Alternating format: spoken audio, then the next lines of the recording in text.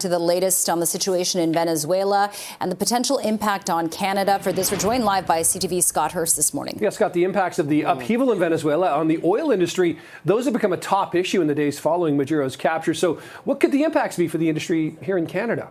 Good morning, Nick and Jen. The Prime Minister is facing increased pressure to ensure that Canadian oil remains competitive. Obviously, in the wake of the dramatic U.S.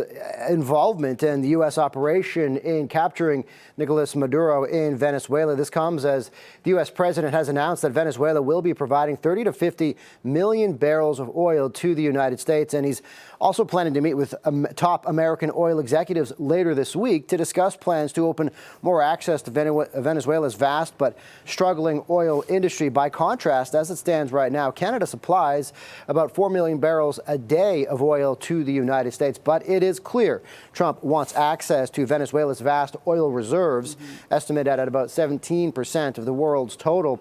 Now, Canada's Prime Minister is signaling that he's ultimately not worried about U.S. plans for Venezuelan oil or the possibility that it could displace Canada's offering to the U.S. market. Mark Carney saying our energy sector will be competitive and that his government is investing in the future of the oil and gas industry and working hard to access new overseas markets. So experts say there is certainly a potential in the medium to long term for an impact on Canada's oil industry, but argue Canada is a much more favorable place to do business. However, this should give greater urgency to that push, guys, to find new markets. Okay, yeah. And Scott, let's turn now to the continued reaction from people with direct ties to Venezuela. What are we hearing from them?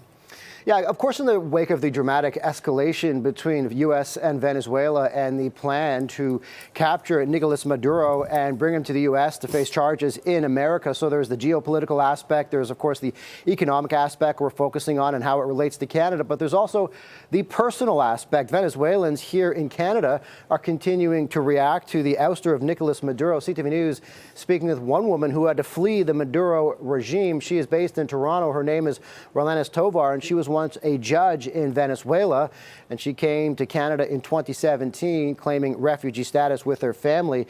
While many are saying that the U.S. actions in Venezuela, they're being criticized by allies and adversaries, people like Tovar are celebrating the removal of a dictator she describes as evil. Now, in the meantime, a new statement from Canada's Foreign Affairs Minister says she's been speaking with her international counterparts, including U.S. Secretary of State Marco Rubio, and that right now Canada's focus is on supporting the democratic will of the Venezuelan people, guys.